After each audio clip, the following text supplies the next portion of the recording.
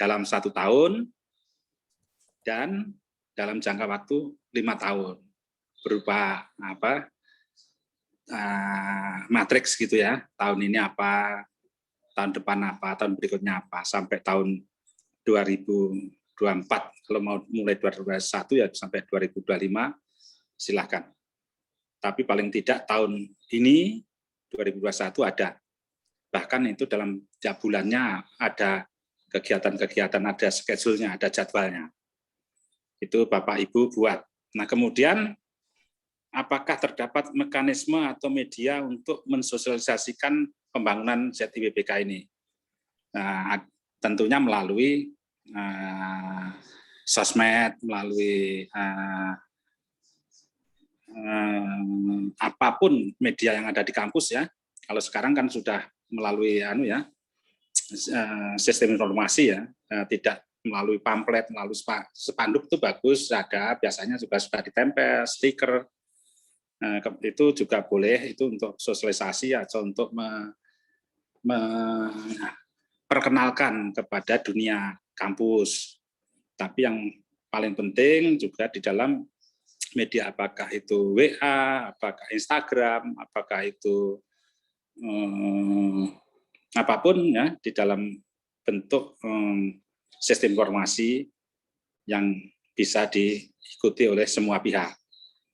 Itu. Jadi tentang itu. Nah, kemudian ini tentang pemantauan dan evaluasi pembangunan BBK. Ini juga perlu apakah seluruh kegiatan pembangunan sudah dilaksanakan sesuai dengan rencana. Nah, ini evaluasi ya, pemantauan dan evaluasi itu yang paling baik adalah per bulan. Jadi dibuat aja formatnya yang sederhana, format pemantauan bentuk jawaban atau isian sudah atau belum, atau bagaimana yang lebih memudahkan kita untuk melakukan pemantauan. Dan itu dievaluasi, kalau iya, kalau tidak, atau kurang, kita lakukan usulan untuk apa yang harus diperbaiki. Dan itu yang nilainya tertinggi itu kalau bulanan. Ada bulanan, triwulanan, semesteran, dan tahunan. Nanti dibuat itu. Nah, kemudian monitoring dan evaluasi terhadap pembangunan ZI. Nah, tentu tadi kalau sudah dibuat formatnya, kemudian juga dimonitor laksanaannya. Nah, dan ada evaluasi. Jadi nanti Bapak Ibu membuat format yang namanya format monitoring. Kemudian format evaluasi. Mau digabung juga boleh, format monitoring dan evaluasi. Yang penting hasil monitoring, evaluasinya apa gitu ya. Gitu. Nah, kemudian apakah hasil monitoring dan evaluasi telah ditindaklanjuti? Nah, nanti Bapak Ibu membuat action apa kegiatan tindak lanjut dari hasil monitoring yang tadi. Berdasarkan monitoring itu ditemukan hal-hal yang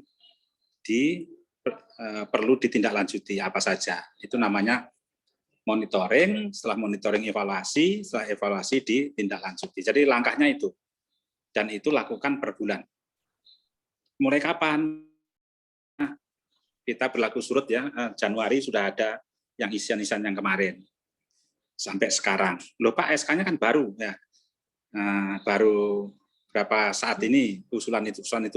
Nah, kalau mau diusulkan itu ya boleh mulai dari itu. Tapi yang bagus misalnya dibuat format yang dari Januari juga lebih bagus lagi. Oke. Berikutnya naik dikit, Mbak. Setelah itu coba dinaikkan dikit LKN-nya ya. Nah, ini tentang setelah manajemen perubahan itu yang kedua adalah namanya penataan tata laksana. Nah, naik dikit lagi. Coba naik. Izin Pak Maralus, mungkin kalau di break room ini benar hanya fokus di area manajemen perubahan saja, sorry. Pak. Ya, benar, Pak. Ya. Maaf ya, Pak. Lupa saya. Oke. Di manajemen perubahan inilah yang Nah, ini yang ini ya, perubahan pola pikir dan budaya kerja. Nah, ini kemudian komponen berikutnya tadi kan ada lima penilaiannya ada 5 poin. Artinya skornya itu sampai 5. Nah, yang untuk perubahan pola pikir dan budaya kerja ini, apakah pimpinan berperan sebagai role model dalam pelaksanaan pembangunan BBK WBBN? Nah, di sini Bapak Ibu nanti juga membuat SK lagi. SK tentang apa? Tentang role model. Role model itu adalah orang-orang yang bisa diteladani, orang-orang yang bisa dicontoh, orang-orang yang bisa dijadikan panutan, itu ya, namanya role model. Biasanya itu pimpinan. Misalnya kalau tingkat universitas ya mulai dari siapalah Pak Rektor, WR1, WR2, WR3, mengenai apa, role model apa, yang mengenai kesederhanaan, keteladanan, tentang integritas, tentang apa, nanti ada tata nilai didikti, itu kan sigap melayani, itu ada singkatannya ya. S-nya itu apa itu? Nah, itulah pokoknya itu ya. Izin Pak, senyum semangat. Nah, yang orangnya yang seneng semangat itu siapa? Yang jadikan contoh, orangnya selalu ramah, senyum, tidak pernah marah, nah, siapa gitu. Jadi silahkan nanti di tingkat rektorat ya, itu ada yang menjadi contoh-contoh itu, sikap melayani itu.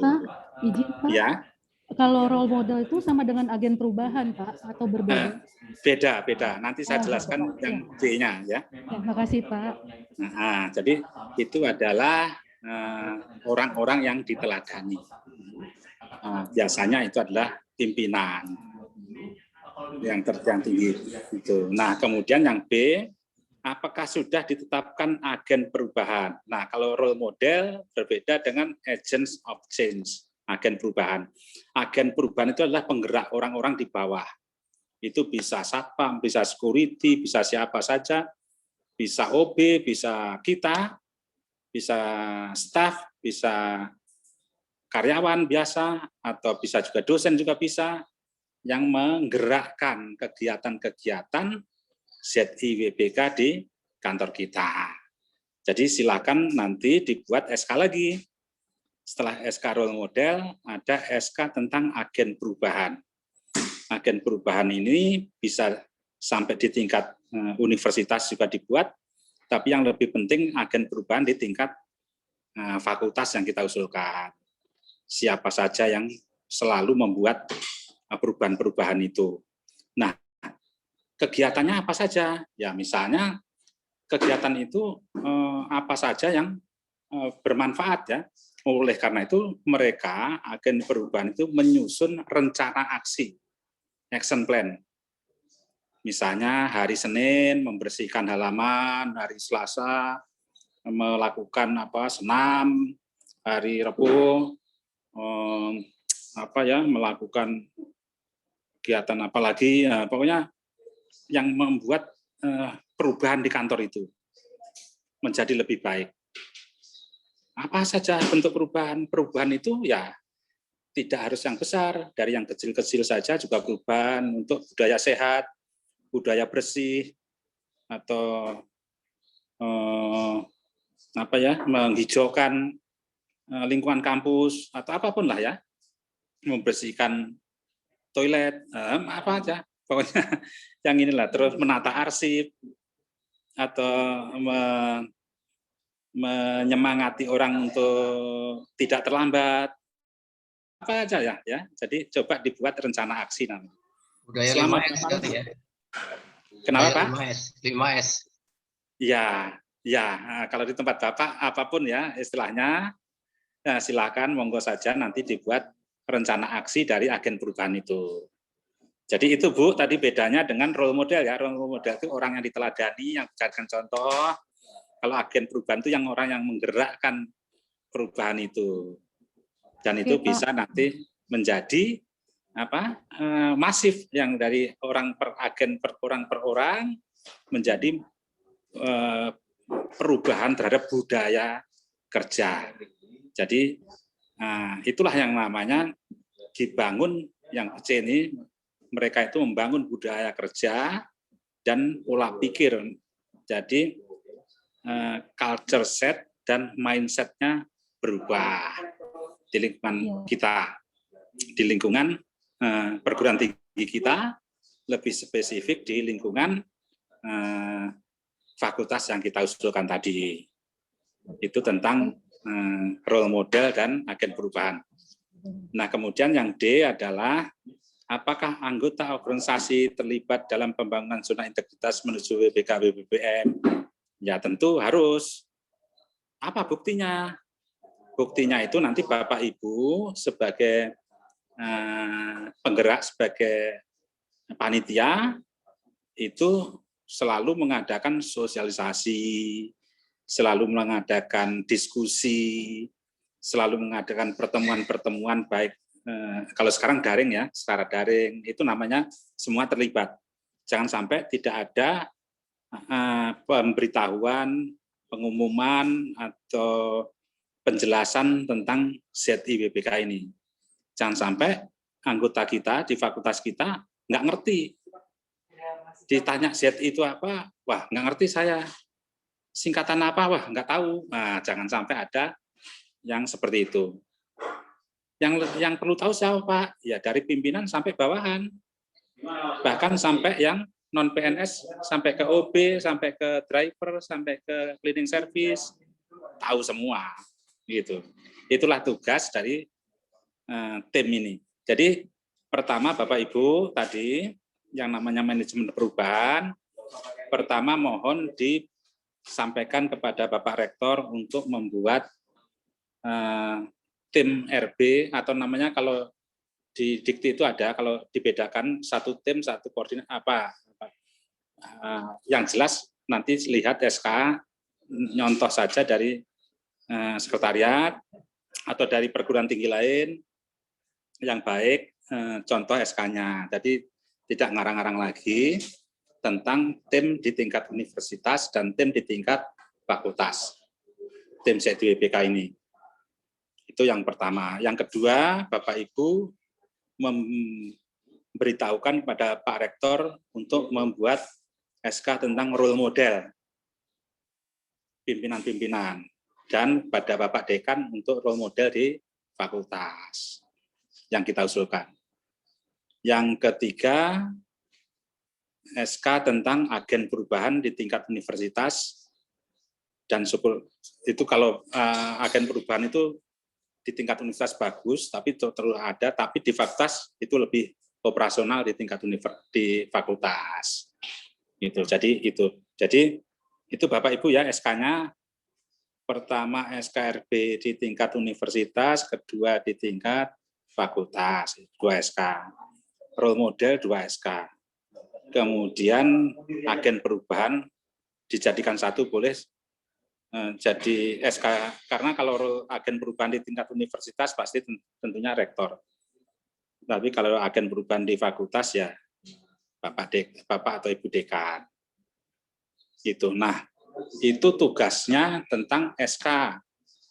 Kemudian tugas berikutnya tentang tadi menyusun rencana kerja. Rencana kerja untuk 1 tahun sampai 5 tahun. Itu nanti Bapak Ibu susun.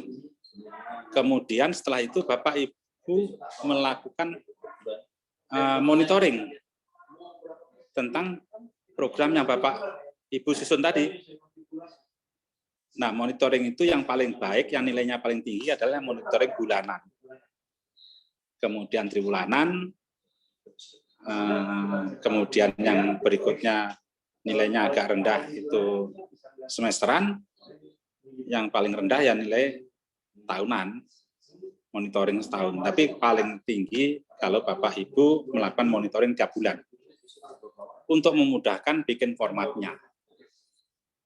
Seperti apa formatnya? Contoh yang nanti minta ke panitia, ke tim dikti, contoh-contoh monitoring yang sudah kita susun sepakati formatnya seperti apa. Kemudian setelah monitoring dievaluasi. Evaluasi itu boleh tersendiri, formatnya yang bagus tersendiri, tapi kalau digabung dalam monef namanya ya boleh. Nah, setelah itu Bapak Ibu tindak lanjuti, maksudnya actionnya apa dari hasil Monef tadi, perbaikannya apa. Nah, perbaikan itu silahkan Bapak Ibu tuangkan dalam bentuk usulan-usulan program berikutnya untuk perbaikan. Nah, ini semuanya harus disampaikan secara terus-menerus melalui media yang ada di kampus, melalui daring, melalui sosmed, melalui apapun ya, baik itu berupa grup WA, Instagram, ataupun apapun, yang Bapak Ibu semuanya bisa berkomunikasi, bisa mendiskusikan, bisa memberikan masukan, memberikan pencerahan untuk lebih baik dari hari ke hari. Nah, itu semuanya Bapak Ibu dokumentasikan. Dokumentasi inilah yang akan menjadi penilaian, karena kalau hanya penjelasan itu sangat tidak memadai dan itu nilainya sangat rendah. Meskipun penjelasannya bagus, tetapi begitu di mana buktinya, orang bilang show me the evidence, tunjukkan buktinya, kita tidak bisa membuktikan. Nah, buktinya apa? Ya bisa foto, bisa hasil diskusi, atau Bapak Ibu bisa silakan Pak cek di link ini, silakan Pak cek di Google Drive di ini di sini.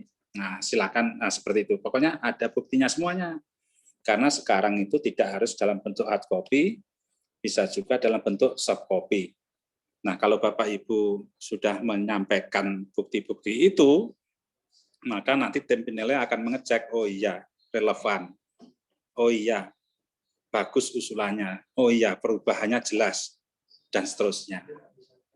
Jadi itulah yang Bapak Ibu perlu dokumentasikan, itu menjadi faktor penentu untuk memperoleh nilai yang baik. Saya rasa itu yang bisa saya sampaikan. Kita buka saja diskusi.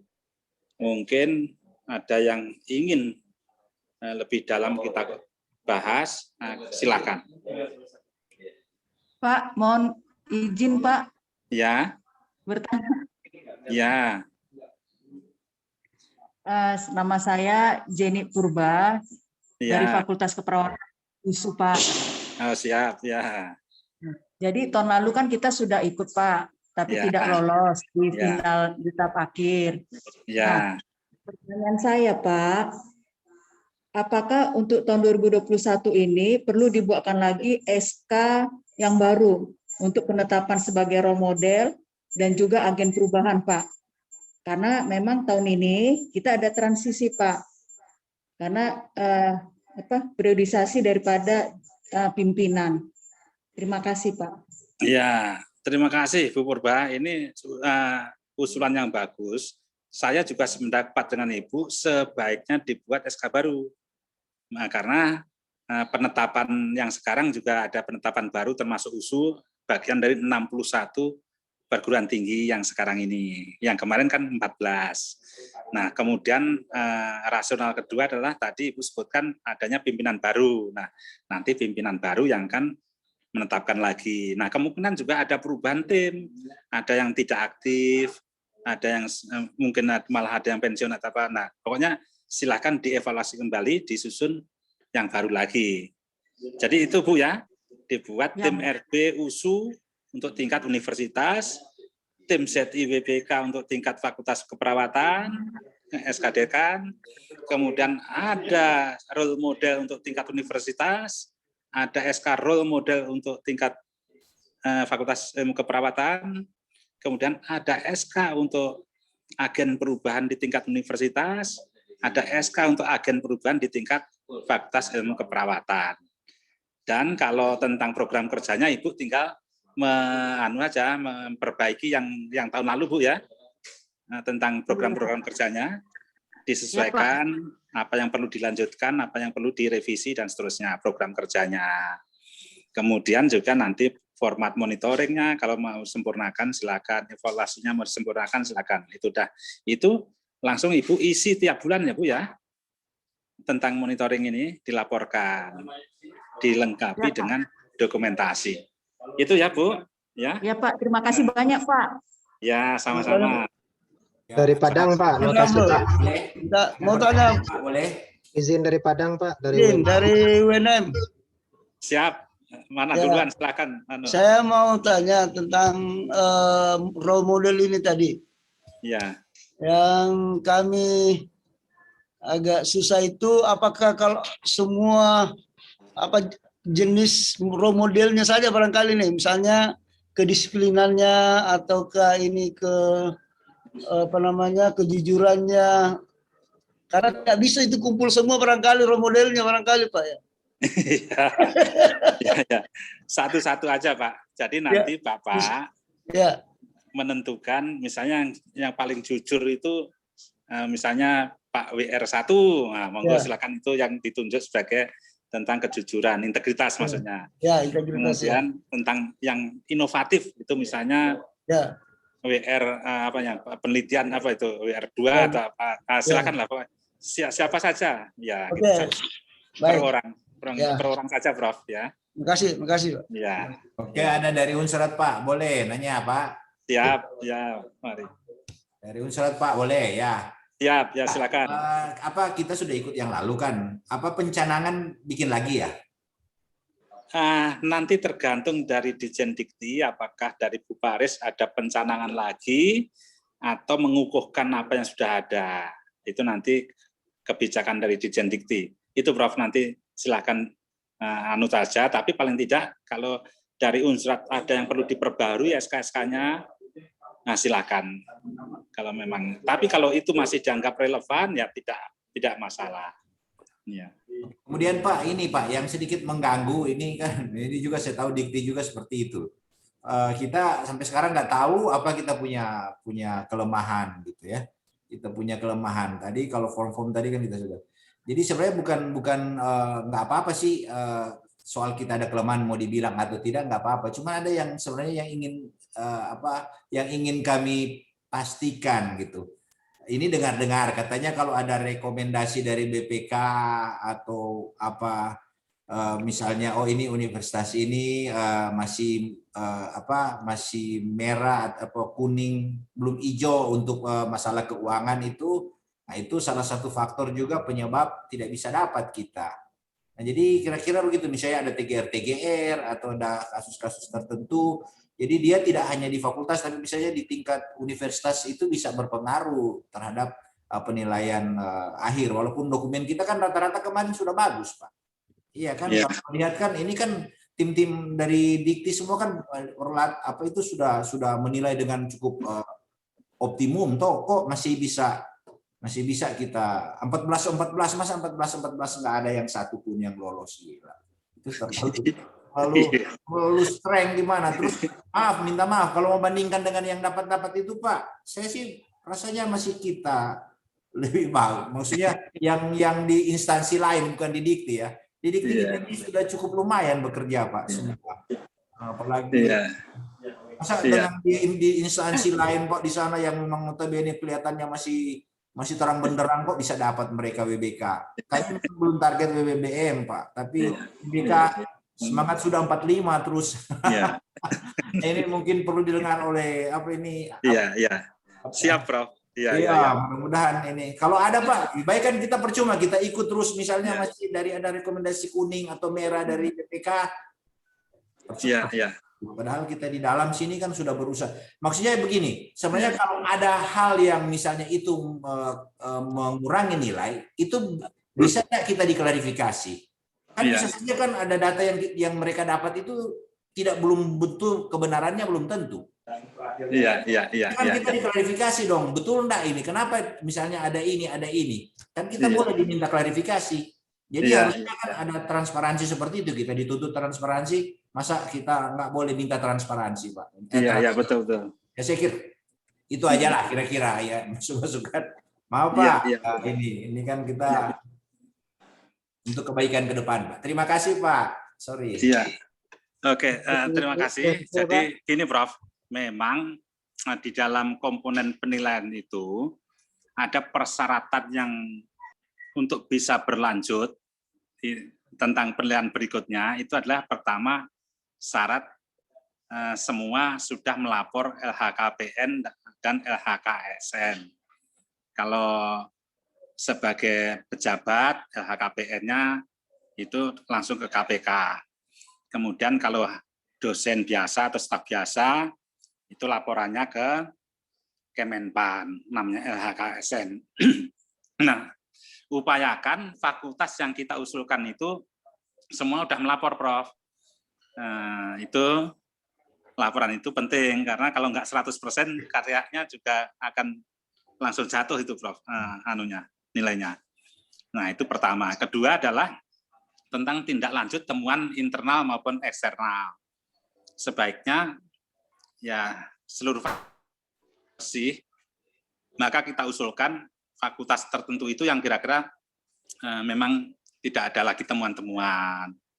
Nah, kalau bisa juga sampai ke universitas idealnya ya, tapi kami usulkan sementara ini di fakultas tersebut tidak ada lagi temuan yang masih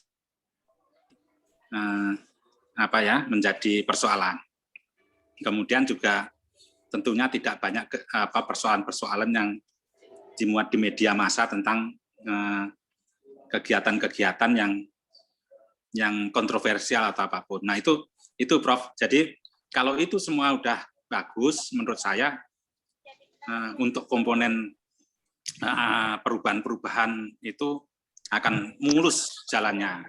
Itu yang kita harapkan. Jadi pastikan di fakultas kita itu pertama LHKPN, LHKSN-nya sudah 100%, kemudian temuan-temuan di fakultas itu sudah tidak ada yang perlu ditindaklanjuti karena sudah selesai. Kemudian fakultas kita juga sudah baik jalan selama ini. Itu Prof. Jadi selama ini memang itu agak menjadi ganjalan, dan tahun kemarin kelihatannya masih ada beberapa yang memang kurang. Nah, ini mudah-mudahan tahun ini sudah beres. Itu Prof yang bisa saya sampaikan. Terima kasih Pak. Siap, ya. Siap. Semangat lagi ini Pak. Ya, gitu Prof. Iya. Saya izin. Ya, silakan Prof ya. Adrial Pak. Oh iya Pak Adrial, ya. Ya, apa kabar Pak? Sehat ya, Pak? Siap Pak Adrial. Kelihatan semangat sekali Pak Adrial ini. Ya. saya sudah di LL Dikti Pak Marolus. Oh iya. Sudah tidak di Dikti lagi. Oh, di LL Dikti berapa ini? 6, Prof. 6, oh iya. Jadi mohon izin sharing Pak Marolus, Pak Prof Fabian. Jadi saya gini Prof. Jadi kebetulan saya dulu di Dikti Prof. Saya datang ke Unsrat waktu itu. Iya. Saya datang ke Unsrat. Akhirnya ke LL Dikti saya dipasrai sama Pak Sekretaris untuk mengkoordinir di sini. Terus akhirnya di sini Prof, langkah pertama kita itu benchmarking Prof. Benchmarking ke LPMP Jawa Tengah. Mungkin Pak Marolus familiar nih. Ini udah WBBM ini, dan mereka jadi WBK, WBBM itu prosesnya panjang memang Pak Prof. Prosesnya panjang. Sejak tahun 2010 mereka sudah mulai intens gitu. Dan yang kami tangkap dari LPMP yang pertama komitmen pimpinan Prof. Jadi dari pimpinan itu komitmennya luar biasa. Itu bisa dilihat dari infrastruktur Prof. Jadi kalau kita masangnya cuma spanduk ya Prof ya. Kalau mereka itu pakainya signboard Prof. Jadi yang benar-benar serius benar, dan hampir di setiap ruangan itu ada media kampanye. Visi dan misinya jelas, kemudian ada jargonnya.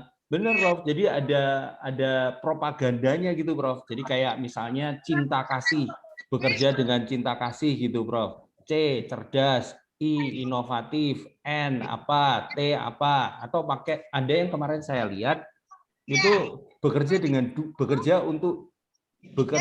duit Prof.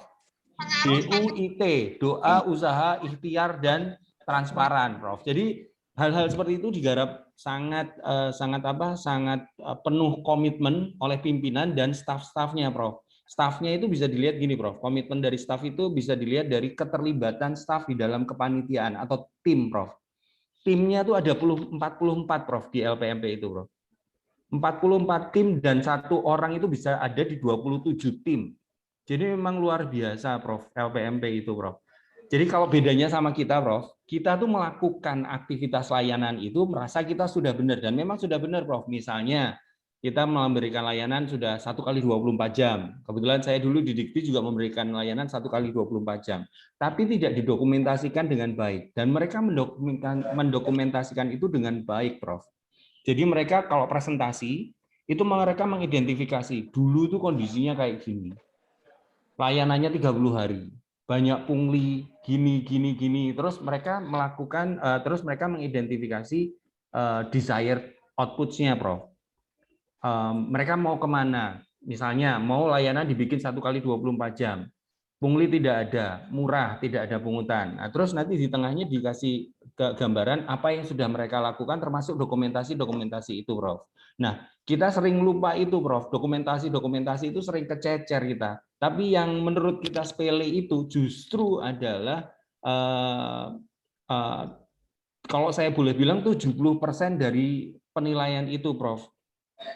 Jadi media kampanye, keseriusan, komitmen segala macam, sama ini, Prof, juga yang penting, Prof, kalau dari LPMP itu continuity, Prof.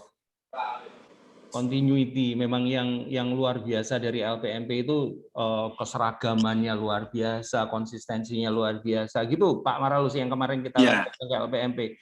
Pendokumentasinya luar biasa, dan sebenarnya juga ini yang paling penting nih, Prof, yang kita lakukan ditiru sama unit kerja lain. Benar ya Pak Marulus ya? Betul. Yang kita develop itu ditiru sama unit lain. Nah, itu syarat utama untuk menjadi WBK, WBWM itu, Prof. Terus mereka juga bilang bahwa yang menjegal mereka pada tahap-tahap awal itu survei, Pak Marulus. Survei eksternal yang menjegal mereka. Jadi mungkin yang menjegal kita waktu itu, Prof. Fabian di Unsrat, itu survei eksternal. Kemungkinan besar itu. Jadi memang kita harus super serius kalau memang kita mau ngejar WBK, WBWM. Dan di LL Dikti sekarang kita sedang mencoba itu, Pak Marulus. Kemarin di obrak-abrik juga di LPMP. Nah, ini kita sedang mencoba itu. Jadi semangat, Prof. Fabian. Semangat. Belum perlu banyak perubahan. Oke, nah ini bagus. Jadi terima kasih sharingnya, Pak. Nanti lebih banyak, nanti kita saling semacam benchmarking, kita mencari best practice yang di beberapa tempat yang bisa kita adopsi, yang bisa kita replikasi ya, gitu. Kita bisa tiru. Gitu, ya. Oke, monggo silakan selanjutnya. Kalau izin dari UNP, Pak. Oh ya, silakan. Izin Pak. Assalamualaikum warahmatullahi wabarakatuh. Selamat siang. Waalaikumsalam warahmatullahi wabarakatuh. Saya dari tim Zona Integritas MIPA Utusan Negeri Padang, Pak. Ya. Dua pertanyaan saya dari yang Bapak sampaikan tadi, kami sudah membuatnya karena memang kami tahun kemarin itu sudah dicanangkan, tapi tidak tahu kenapa di akhir tahun tidak masuk. Tapi alhamdulillah tahun ini kita dimasukkan lagi. Nah, pertanyaan pertama terkait dengan SK agen perubahan role model. Ini kan kita di fakultas, Pak. Apakah kita ikut-ikut yang di universitas? Tadi saya dengar 2 SK-nya role model agen perubahan juga ada di tingkat universitas. Itu kan kerjaan orang RB, Pak. Kita di fakultas, itu yang pertama. Yang kedua, itu kalau kita melihat sekilas itu pekerjaan evaluasi, monitoring itu tiap bulan kita lakukan di sela-sela kesibukan kami sebagai dosen. Itu agak memang melelahkan begitu. Tapi mungkin kita minta ke Bapak seperti apa sih sebenarnya monitor, kita lihat aja atau ada instrumen-instrumen yang kita gunakan dalam memonitor dan evaluasi. Karena tadi sepertinya saya lihat Bapak menjelaskan pakai program PPPP itu, ada perencanaan, ada pelaksanaan, ada evaluasi, nanti ada tindak lanjut juga. Tiap bulan kita lakukan kegiatan itu. Nah, ini terkait nomor 2, mungkin saya minta seri pengalaman mungkin dari Bapak lain, seperti apa itu pelaksanaannya begitu. 2 hal itu saja, Pak. Makasih, Pak. Ya. Salam dari Padang. Siap, terima kasih, Prof. Jadi ini adalah pertanyaan yang bagus, dan memang setiap SK itu sebaiknya tidak tumpang tindih. Misalnya untuk role model di tingkat fakultas, ya jangan menjadi role model di tingkat universitas.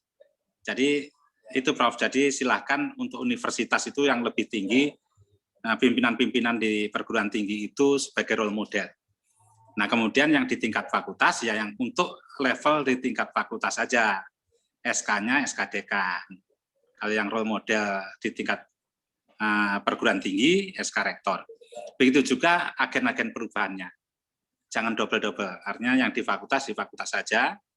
Kalau yang di universitas ya boleh diambilkan dari mana saja, tapi jangan sama orangnya. Itu mengenai SK.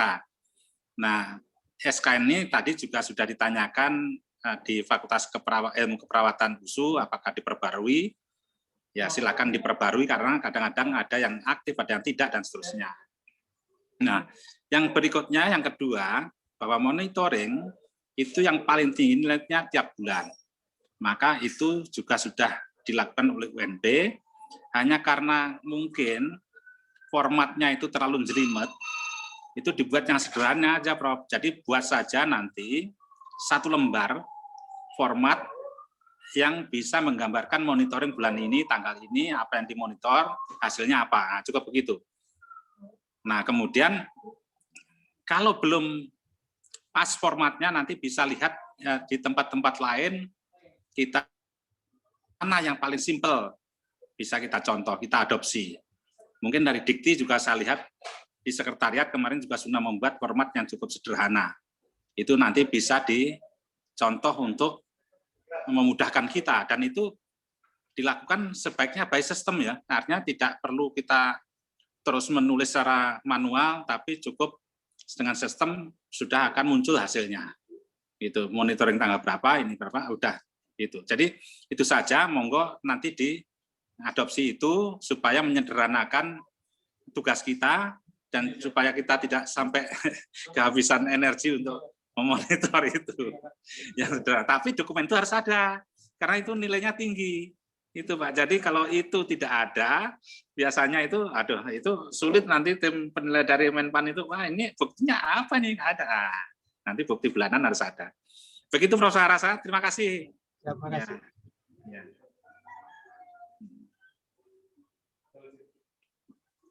Silakan yang lainnya, kita masih ada waktu untuk berdiskusi apapun ya. Yang penting di area perubahan ini, manajemen perubahannya ini sudah benar-benar kita pahami, dan yang paling penting jangan lupa nanti ininya ya, program kerjanya disusun, rencana aksinya. Jadi rencana aksi tentang ZIWBK itu judulnya itu. Jadi itu rencana aksi itu yang membuat adalah agen perubahan. Jadi setelah agen perubahan yang ditunjuk tadi, banyak orang di fakultas, itu juga tidak harus pimpinan kalau agen perubahan. Siapa yang menjadi penggerak? Buat mereka rencana aksi. Misalnya si Polan akan melakukan apa, kapan, dan di mana, apa outputnya. Dibuatlah gitu. Rencana aksi masing-masing orang. Dibuat. Nanti itu menjadi bagian dari agen perubahan dalam melakukan kegiatan, jadi pedomannya. Kalau yang role model itu tidak dituntut untuk membuat rencana aksi. Beliau-beliau itu hanya sebagai panutan yang bisa dicontoh, yang bisa diteladani dan sebagainya. Tapi SK-nya harus ada. Nah, monitoring itu yang melakukan yang SK tim fakultas tadi. Jadi ini Bapak Ibu yang harus segera dibuat mulai sekarang. Jadi silakanlah nanti Bapak Ibu membuat seperti itu di masing-masing. Dan ini akan kita cek terus. Kita akan coba monitor terus dari tim, dari Dikti, memonitor, dari nanti Inspektorat Jenderal juga memonitor, kemudian juga kemungkinan dari Biro SDM juga akan mengecek. Jadi terus-menerus. Karena pengalaman kemarin kita cek, kita oke, kadang-kadang begitu datangi oleh Menpan, disurvei apalagi masih belum pas. Nah, ini kita akan memastikan betul-betul tahun ini semuanya itu sudah komplit, sudah lengkap. Gitu. Izin Pak Maralus. Ya. Di sini juga sudah bergabung untuk manajer reformasi birokrasi di Direktorat Jenderal Pendidikan Tinggi dan juga manajer untuk di tim zona integritas, yaitu Pak Dedi Irawan, Mas Arief, Mas Dodi dan juga Mas Firman. Mungkin beliau ingin menambahkan sesuatu mungkin atau ada yang ingin disampaikan? Iya, nah betul. Kami persilakan. Nah, monggo nanti Ibu yang mengatur waktunya, silakan. Karena saya nggak nampak ini di HP ini yang siapa saja nggak kelihatan. Ya, Oke, Ibu aja yang ngatur. Nah, baik Pak. Mungkin ya. Pak Dedi, Mas Arief, Mas Dodi, dan Mas Firman mungkin ada tambahan atau ada yang ingin disampaikan?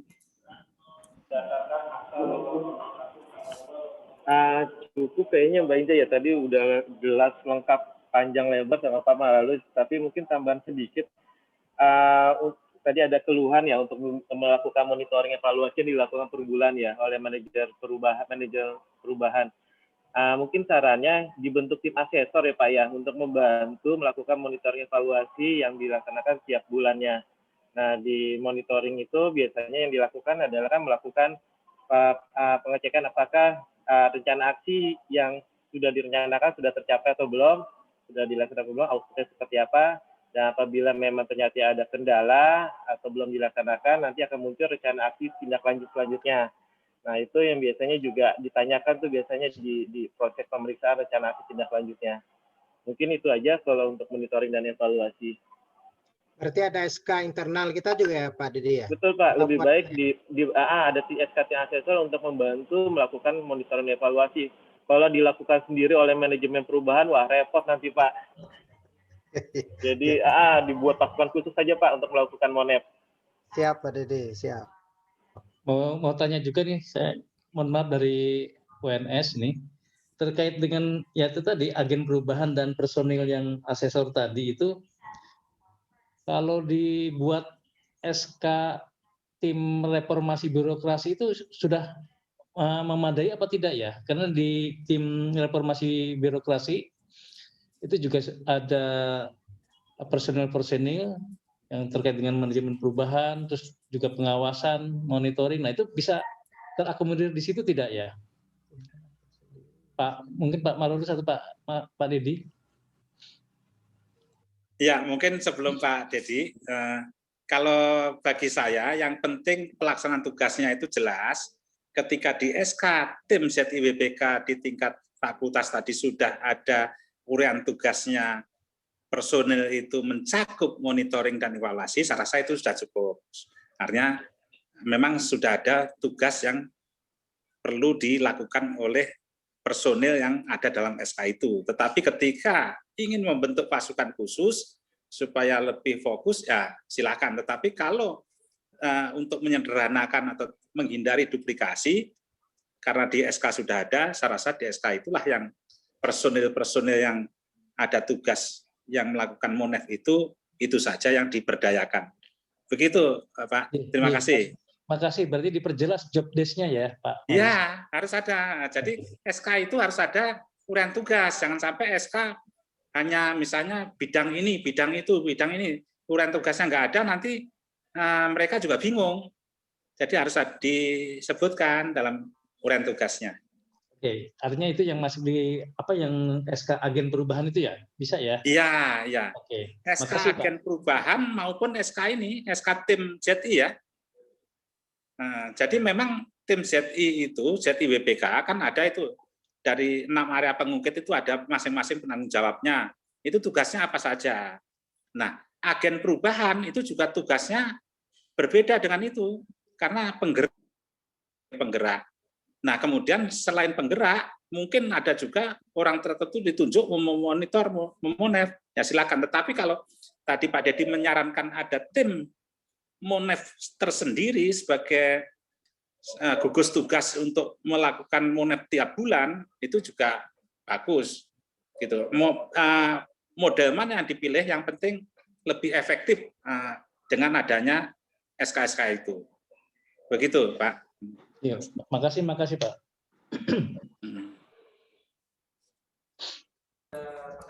Baik Pak Dedi, apakah ada yang ingin ditambahkan Pak? Iya, setuju sih sama Pak Maralus. Pada Ya. prinsipnya Pak Maralus, SK yang utama adalah SK tim RB ya Pak Maralus ya. Iya. Kedua adalah SK agen perubahan dan ketiga adalah SK role model.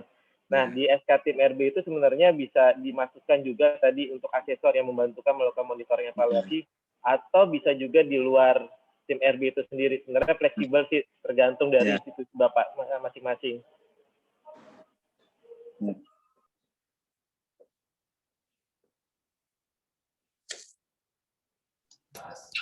Baik, terima kasih Pak Maralus dan Pak Dedi. Selanjutnya mungkin Mas Dodi atau Mas Firman, apakah ada tambahan dari tim zona integritas di Sedijen Dikti? Baik, terima kasih atas kesempatannya. Izin Pak Maralus dan tim. Sebenarnya sudah dijelaskan secara gamblang dan detail oleh Pak Maralus kiat-kiat kita di Sedijen Dikti sebelumnya, yang mungkin nanti juga mungkin bisa ditindaklanjuti juga di perguruan tinggi terkait dengan area manajemen perubahan, yang mungkin kami perlu ingatkan ke Bapak Ibu bahwa manajemen perubahan ini merupakan pengendali ataupun kumpulan dari seluruh area manajemen yang lainnya. Jadi perubahan yang dilakukan oleh area manajemen perubahan itu tidak berdiri sendiri, tapi menjadi kumpulan dari area-area yang lainnya. Jadi semacam pengendalinya gitu. Jadi Bapak Ibu jangan sampai antara manajemen perubahan di tim manajemen perubahan ini tidak mengetahui program-program yang ada di area-area yang lainnya. Jadi manajemen perubahan harus mengetahui apa perubahan yang dilakukan oleh area-area yang lainnya, yang menjadi nanti yang akan dijadikan intisari oleh area perubahan gitu, manajemen perubahan. Dan di area perubahan ini seperti yang disampaikan sebelumnya, ada agen perubahan, ada role model, dan agen perubahan ini mungkin sebaiknya jangan sampai itu ditunjuk tanpa diberikan pengarahan. Kalau ditunjuk tanpa diberikan pengarahan, tanpa didampingi oleh Bapak Ibu, nantinya ini hanya akan sebatas jadi dokumen saja. Ketika akan direview nanti, apakah direview oleh pusat dari Kemendikbud ataupun direview oleh Kemenpan RB, nanti agen perubahan yang salah satu perwakilannya mungkin ditanya akan kesulitan untuk menjawab apa yang mereka lakukan sebagai seorang agen perubahan. Di panduan dari Kemenpan RB kan sebenarnya sudah ada jenis-jenis agen perubahan itu fungsinya apa? Apakah sebagai penggerak, pengungkit, dan yang lain sebagainya. Nah, ini yang perlu Bapak Ibu mungkin bisa pelajari juga dari panduan yang ada, dan bisa didampingi juga agen perubahan yang ditunjuk di instansi atau di lingkup instansi Bapak Ibu masing-masing. Dan perubahannya itu seperti yang disampaikan Pak Maralus, tidak harus wow sekali, tidak harus selalu besar, tetapi adalah perubahan-perubahan yang memang memberikan dampak terhadap instansi ataupun lingkungan instansi dari Bapak Ibu. Tidak harus bersifat nasional atau yang besar-besar sekali, tetapi memang memberikan dampak kepada lingkungan di mana agen perubahan itu berada gitu. Mungkin itu tambahan dari saya. Mungkin Mas Dodi ada yang ingin ditambahkan juga, silakan.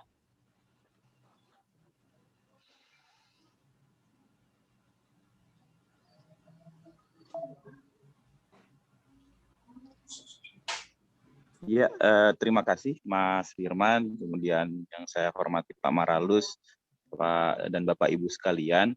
Sepertinya sudah dijelaskan sangat jelas sekali dan detail sekali tadi, mulai dari Mas Dedi kemudian Mas Firman. Namun yang mungkin nanti juga bisa menjadi pemicu untuk area perubahan tentunya adalah memang tadi sudah disebutkan juga perubahan-perubahan kecil. Jadi dimulai dari hal yang kecil, dari misalnya saja bagaimana misalnya terkait dengan pelayanan publiknya begitu ya, mulai dari bagaimana menyapa tamu yang datang dan lain hal-hal kecil seperti itu yang mungkin biasanya kita sepelekan, justru itu menjadi salah satu perubahan yang mungkin akan sangat terlihat oleh publik nantinya begitu. Tapi pada intinya tadi sudah banyak dijelaskan, jadi saya tidak terlalu banyak memberikan lagi tambahannya. Terima kasih Mas Firman dan Bapak Ibu sekalian.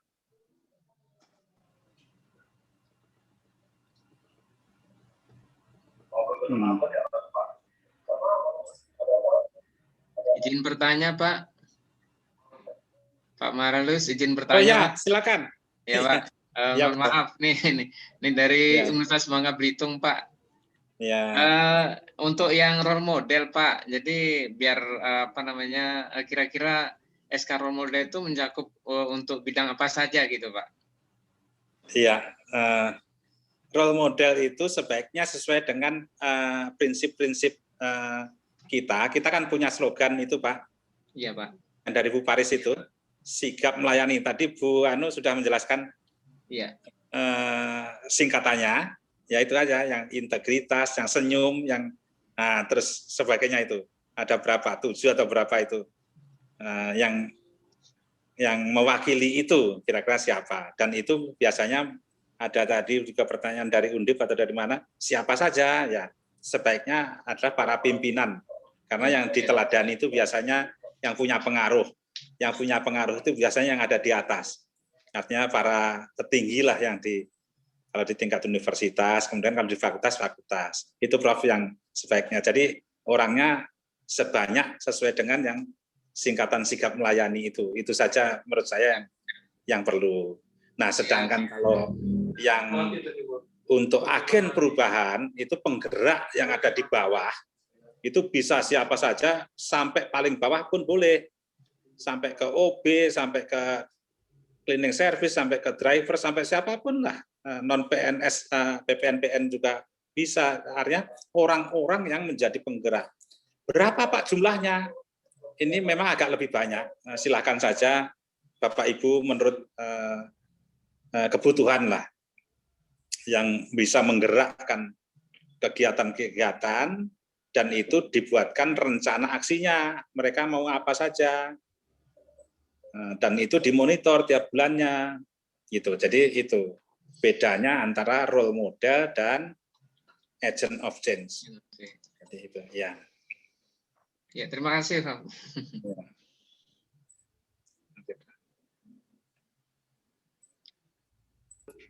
Baik, Bapak dan Ibu, apakah ada yang ingin bertanya kembali? Di subfolder tersebut nanti Ibu Bapak izin jika memang sudah tidak ada yang bertanya. Dari Undip. Baik, silakan Ibu. Tadi yang saya tanyakan sebagian sudah dijawab oleh Bapak. Gitu. Saya ingin tanya, untuk menjadi auditor dalam hal ini atau yang pemonef ini, apakah ada syarat khusus? Karena kalau misalnya di ISO itu kan ada syarat auditor harus tersertifikasi auditor eksternal begitu nih Bapak. Nah, kemudian yang apakah ada syarat-syarat tertentu? Kemudian apakah harus ada SK khusus untuk auditor begitu? Iya, Bu Nani, enggak sih, enggak ada syarat khusus untuk CTWBK itu sebagai auditor untuk melakukan monitoring untuk memonef ini. Tetapi ya ini kan kemampuan yang general saja, yang umum saja. Nanti tugasnya untuk mengecek apakah yang sudah direncanakan dilaksanakan. Ketika dilaksanakan apakah ada penyimpangan atau tidak. Artinya, yang seharusnya ke kiri kok ini malah ke kanan. Nah, dicatat. Kemudian dievaluasi, diperbaiki. Hanya itu aja, Bu. Nah, tidak terlalu sampai ke detail teknis yang seperti itu profesi itu. Tapi berarti intinya PDCA ya, Pak ya? Ya, itu intinya, plan, do, check, act. Ya. Iya, intinya ke sana. Nah, kemudian untuk tadi Pak role model itu sampai posisi apa ya? Misalnya rektor, dekan, apakah nanti KTU, Kasubag, Kabiro itu juga bisa menjadi role model atau itu akan dijadikan agen perubahan, Pak? Boleh saja ketika mereka mempunyai suatu hal yang sangat spesifik, yang sangat bisa dijadikan teladan, siapapun boleh. Sampai role model atau agen perubahan, Pak? Itu role model itu ya memang sebaiknya ya lebih pada yang posisi tinggi. Biasanya itu budaya kita itu yang dicontoh itu adalah para pimpinan gitu loh Bu. Jadi dekan paling rendah ke wakil dekan gitu Pak Nggih. Untuk di tingkat fakultas, ya. Kalau di rektorat saya rasa ya monggo saja yang di tingkat rektorat. Nggih. Berarti Ya. kalau untuk misalnya Kabak, Kasubag, KTU itu bisa dijadikan agen perubahan ya Pak, jika Bisa, mereka memang bisa. menonjolkan sesuatu ya? Iya bisa. Bukan ya. ke role model ya Pak ya?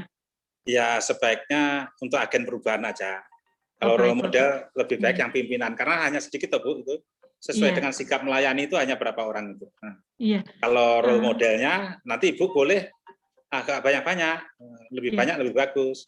Oh, lebih banyak lebih bagus. Baik Pak. Kemudian yang saya masih agak bingung yang ke ini Pak, teknik untuk, karena agak susah ya Pak, untuk merubah budaya kerja dan pola pikir ini loh Pak. Kalau selain sosialisasi, apel pagi gitu, kira-kira bagaimana ya Pak yang bisa lebih efektif gitu Pak? Nah itu biasanya orang akan mencari apa media atau sarana maupun cara yang paling tepat untuk menggerakkan orang supaya mereka berubah pola pikir dan budaya kerja. Itu berdasarkan biasanya eksperimen berkali-kali atau pengamatan yang sangat mendalam. Ketika apel kok nggak kena juga, waktu dilakukan diskusi juga kurang efektif. Nah, monggo nanti biasanya itu Bu, ngelihat kanan kiri, terus biasanya apa ya, sering-sering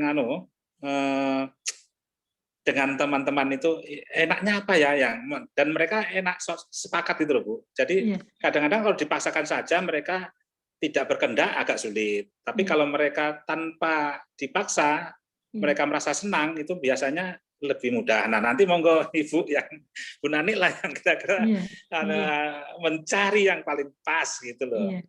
Berarti justru penilaiannya dari kekreatifan dan keinovatifan kita dalam melakukan ini ya Pak ya? Betul. Dan biasanya budaya lokal juga mempengaruhi Bu. Oh, kearifan lokalnya bisa di ini ya Pak? Iya, kalau di Semarang itu kan sangat sopan santun, nangga unggulnya tinggi. Tapi kalau di Medan itu harus langsung tembak langsung Bu, nggak boleh hanya himbauan-himbauan. Nah, misalnya gitu loh. Monggo saja. Mungkin caranya Pak Jokowi merangkul pedagang misalnya dengan diajak makan dulu, kemudian akhirnya ketika mau digusur nggak protes, itu bisa dilakukan gitu ya Pak ya? Bisa, iya. Atau misalnya belusuan gitu nggih Pak. Maksudnya untuk cara yang untuk ini yang dalam konotasi yang lain gitu nggih Pak. Yang penting senang Bu ya, pokoknya dengan senang hati ya gitu loh Bu. Nah itu Pak, membuat senang itu ya. Iya. Gih. Baik Bapak, terima kasih Bapak. Sama-sama Bu. Izin sharing lagi. Karena tadi Bu Nani dari Undip, Bu Nani mungkin boleh main-main ke LPMP, kan tetanggaan Bu Nani.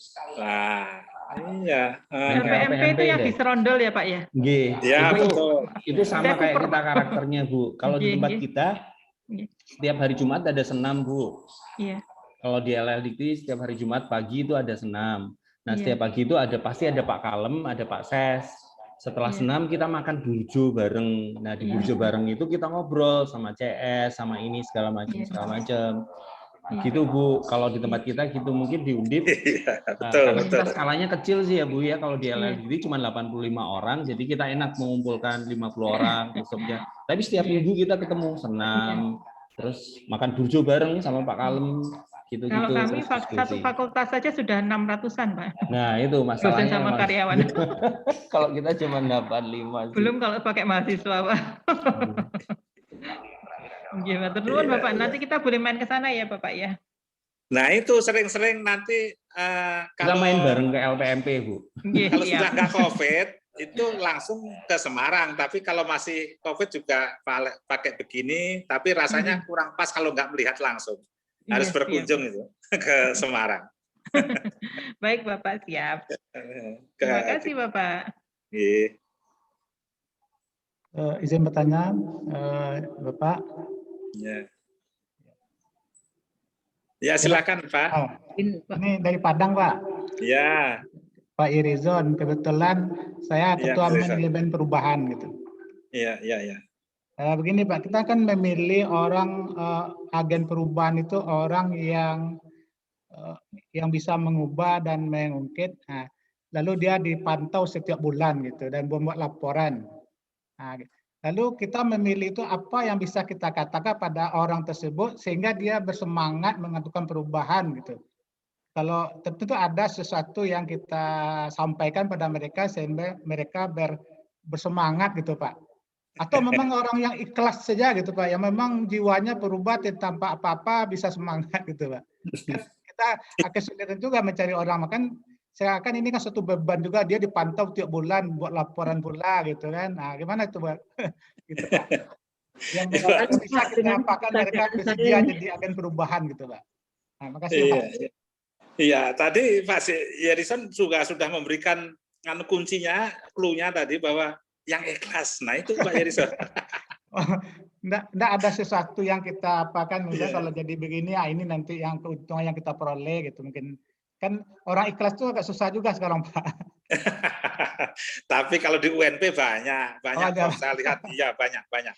Jadi memang yang itu kan memang panggilan hati dan juga tadi karena keikhlasan itu Pak. Dan tentu yang beliau yang ditunjuk itu memang itu bagian dari ibadah. Artinya memang semua itu dilakukan dengan ikhlas sehingga semuanya itu tidak merasa capek meskipun tadi tugasnya berat dan dengan senang hati. Itu Prof, saya rasa itu sudah yang paling bagus. Di UNP saya yakin sangat banyak sekali yang bisa melakukan itu. Makasih Prof. Ya, terima kasih Pak. Izin bertanya. Saya bisa nambahkan sedikit ya.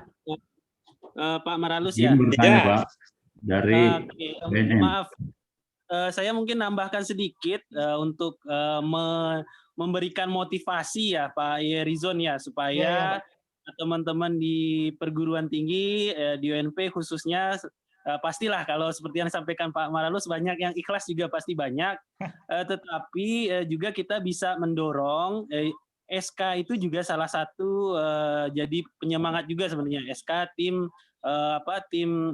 agen perubahan ini.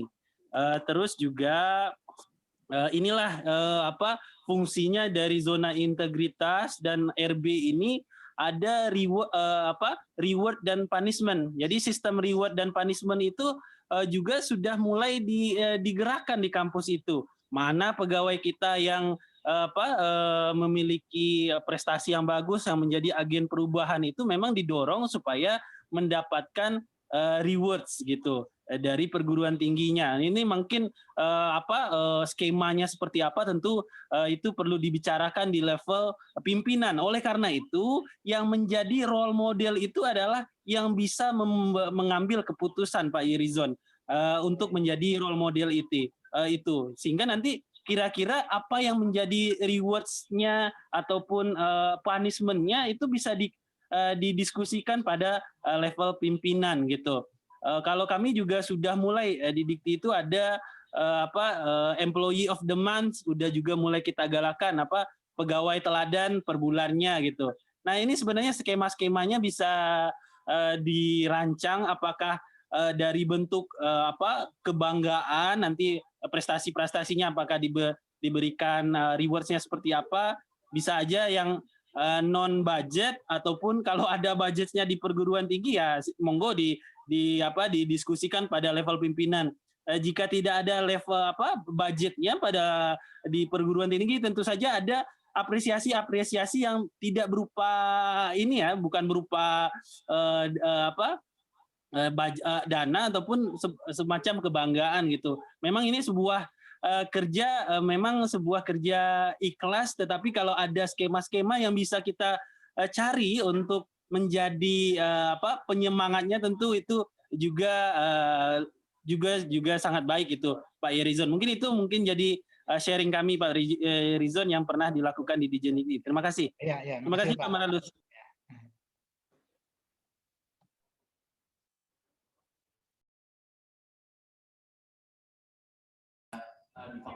Baik, terima kasih Bapak Maralus dan Pak Firman atas penjelasannya. Izin Pak Maralus, Ini ada satu pertanyaan Pak yang ada di kolom chat. Tanggal efektifnya kapan dan disahkannya siapa. Nah, ini di sini boleh Bapak. Nanti semua SOP kita akan kita SK-kan.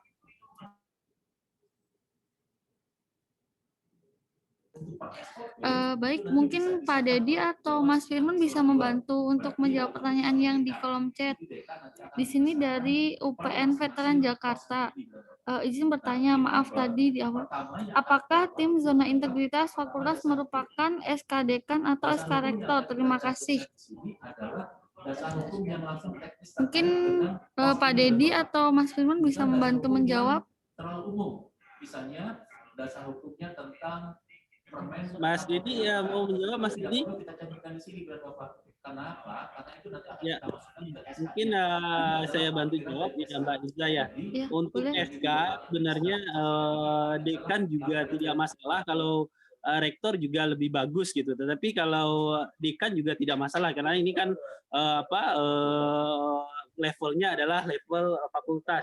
Seperti SK tim ZI-nya Setdijen Dikti ya yang tanda tangan itu Bu Sesdijen gitu. Mungkin bisa menjawab ya Mbak Inza ya. Terima kasih. Baik, terima kasih Mas Firman. Untuk Ibu Tri Rahayu bagaimana Bu? Apakah sudah terjawab Bu? Jadi nanti kalau kita sudah berhasil membuat peta proses akan kita lihat bahwa Oke, maaf ini jaringannya saya nerimanya terputus-putus ya. Jadi nanti kalau misalkan untuk terima kasih sebelumnya tim kerja zona integritas manajemen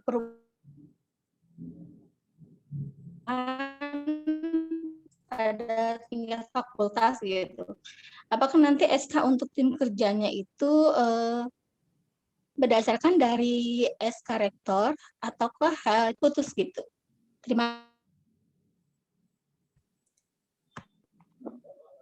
Ya, mungkin saya nambahkan ya, memang sudah pernah ada SK tim reformasi birokrasi sebelumnya mungkin ya, pada level, saya nggak tahu kalau di kampus itu, tim RB itu pada level rektorat saja atau sudah sampai fakultas. Tetapi untuk untuk tim ZI untuk apa namanya SK Rektor ya? Ya, ZI ini khusus Bu, SK-nya terpisah dari SK tim RB gitu. Dan bisa di SK-nya itu oleh dekan.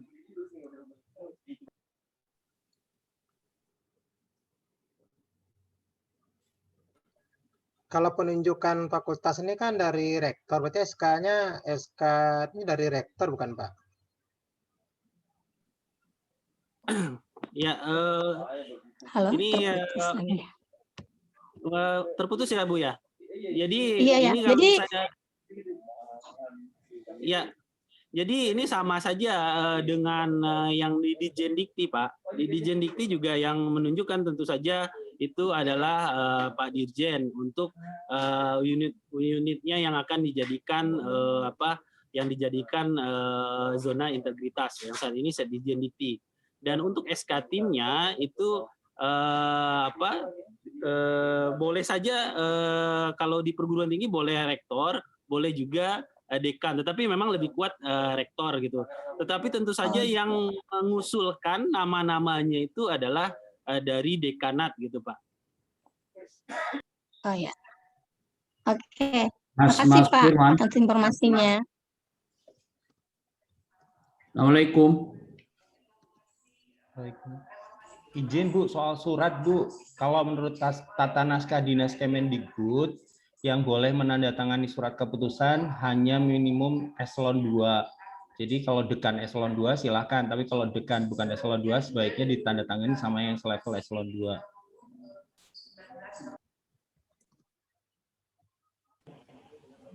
Iya Bapak, mungkin tambahin ya Mas Firman, itu kalau untuk ZI, bagusnya itu Bapak Ibu dari ruangan ini adalah dekan ya, kena menunjuk dekan. Tapi kalau memang mau memperkuat lagi ke atas karena SK Rektor sudah RB, jadi itu silakan. Tidak ada pembatasan sebetulnya.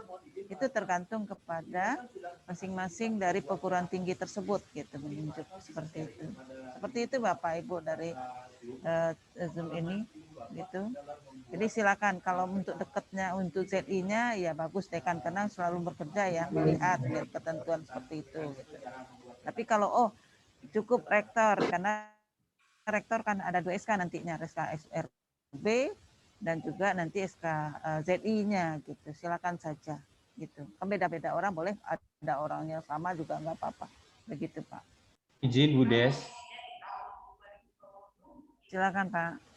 Jadi kalau di Permendikbud nomor 3 tahun 2021 soal tata naskah dinas, yang boleh menandatangani surat keputusan itu hanya pejabat pimpinan tinggi Pratama, eselon 2, Bu. Kalau dekan eselon 2 ya boleh. Kalau dekan bukan eselon 2 nggak boleh. Kan Pak. Dekan itu ya. kalau di turunannya eselon 2 dekannya. Hanya rektor sih lebih berkuatnya mereka. Perguruan tinggi yang banyak.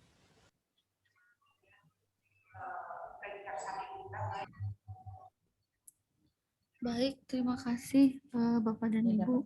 Ada satu lagi pertanyaan dari Ibu Marini Damanik ya. Apakah di SK role model dan SK agen perubahan ada job list yang harus dituliskan? Mungkin Pak Dedi atau Mas Firman yang mau membantu menjawab?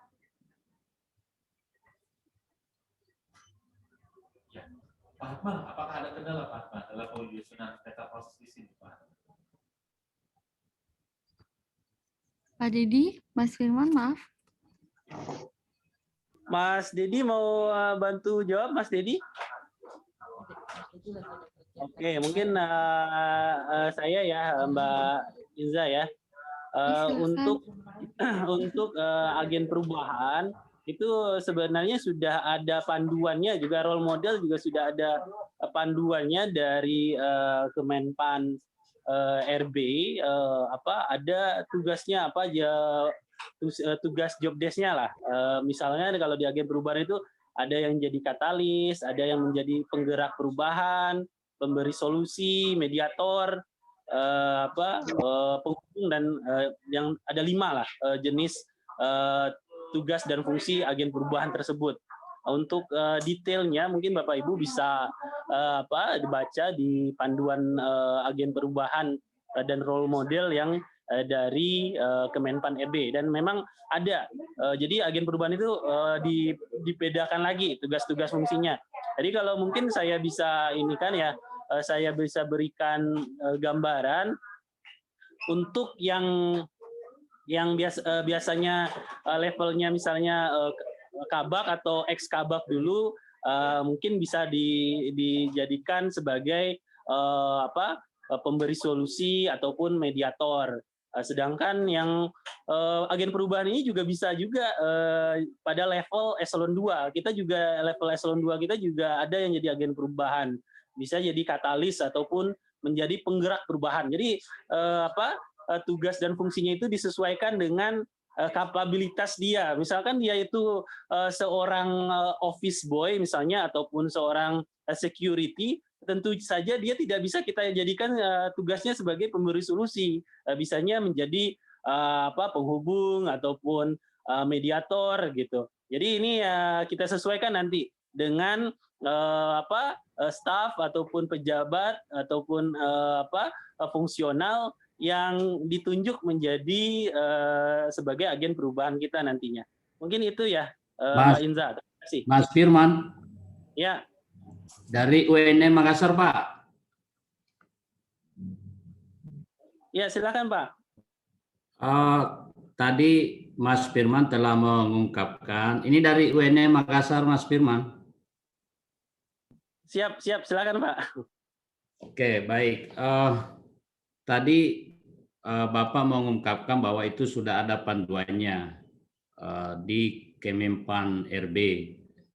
Pertanyaan kami adalah apakah tugas atau job desk-nya itu dicantumkan secara detail di dalam SK Timpa atau gimana? Iya Pak, jadi di SK tim tersebut nanti ada ada pasal yang menjelaskan misalnya pengertian tugasnya. Jadi ada 5 kan tugasnya itu, ada katalis, penggerak dan yang lainnya. Nanti ada di lampiran nama itu nanti ada misalnya namanya siapa, peran dan tugasnya apa. Apakah misalkan Firman Hidayat peran dan tugasnya itu adalah pemberi solusi misalnya. Jabatannya itu apa sekarang? Misalnya saya Pranata Humas Ahli Muda. Misalnya 3 kolom aja, Pak. Terus ada apa? Misalnya ada yang nama yang lain, peran tugasnya sesuai dengan panduan dari agen perubahan ini sebagai apa dia, terus jabatan saat ini apa. Gitu aja, Pak. Oke. Baik, berarti intinya Pak Mas Firman itu dicantumkan secara detail di SK. Ya, di SK ya. Betul, Pak. Nah, yang SK kan kalau tim agen perubahan itu kan SETI kan misalnya kami di UNM telah di SK-kan tim zona integritas. Zona integritas salah satu bagiannya adalah manajemen perubahan. Tadi disebut ada agen perubahan, ada role model dan seterusnya. Apakah itu juga di SK-kan oleh rektor atau oleh siapa Pak Mas Firman? Baik, terima kasih Pak. Mungkin sudah disampaikan juga tadi sama Pak Adrial ya, sesuai dengan Permendikbud tentang tata naskah dinas itu yang tanda tangan itu minimal adalah eselon 2 gitu. Dan setiap yang tadi itu beda SK-nya. Jadi SK agen perubahan ini berbeda dengan SK tim ZI. Di tim ZI SK tersendiri, agen perubahan SK tersendiri, terus juga nanti auditor itu SK tersendiri juga, Pak. Baik. Nanti rektor mungkin kalau sesuai tata naskah dinas ya. Oke, baik, terima kasih Mas Firman. Assalamualaikum warahmatullahi wabarakatuh. Waalaikumsalam warahmatullahi wabarakatuh. Terima kasih Pak Firman.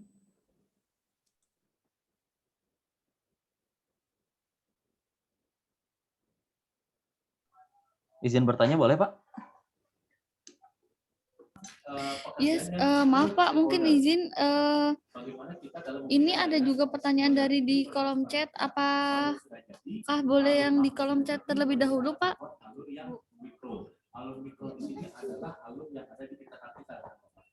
Sebagai contoh misalnya, saya alumni ULM, saya ingin melakukan legalisasi jasa. Tentu Pak Andi, silakan bisa, maaf tadi mati, sekarang bisa join lagi. Baik Pak Maralus, izin Pak Maralus, ini ada pertanyaan dari Bapak Malik dari ITS. Bapak Malik bertanya Pak, bagaimana dengan contoh monitoring dan evaluasi bulanan dari Direktorat Jenderal Pendidikan Tinggi? Terima kasih atas seperti itu. Ya, Pak Firman bisa ngasih contoh lah sama Pak Dedi nanti, kasihkan contoh-contohnya. Gitu, terima kasih.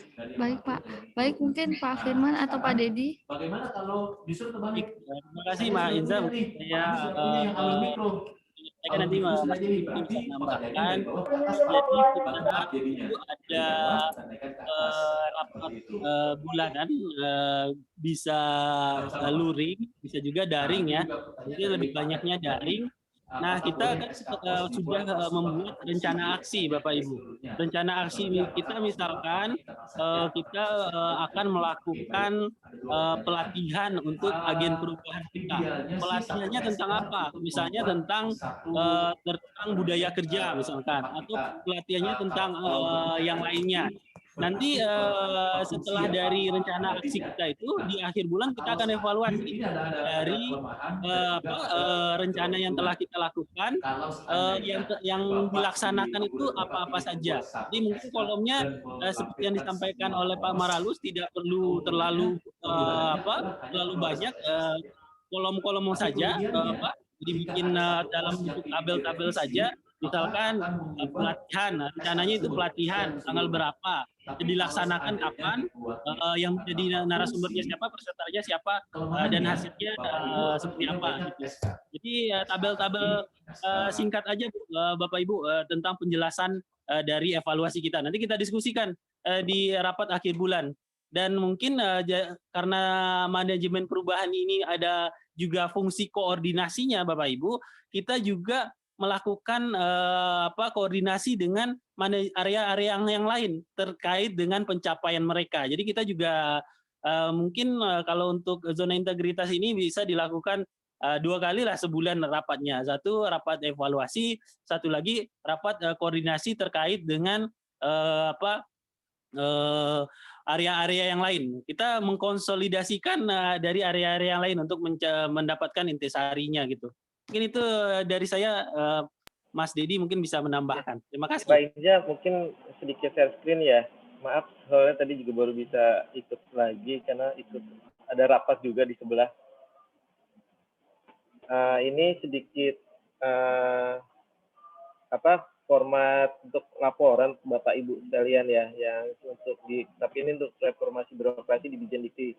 Jadi yang coba kita susun itu sebenarnya kegiatan atau rencana aksi yang telah disusun, output seperti apa, melalui tahapan kerja seperti apa, waktu pelaksananya kapan. Nah, nanti dievaluasi apakah capaiannya berhasil atau tidak. Kalau memang belum berhasil atau ada kendala, di sini ada rencana aksi tindak lanjutnya. Jadi sederhana aja sebenarnya untuk monitoring evaluasi, yang penting bisa merekam apakah program kerja yang sudah disusun dapat terlaksana dengan baik atau tidak. Apabila ada kendala, tindak lanjutnya seperti apa. Seperti itu sih Bapak Ibu.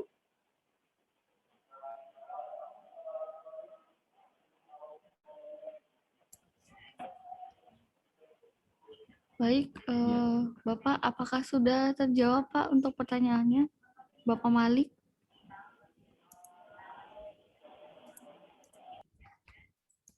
Halo, Bapak Malik?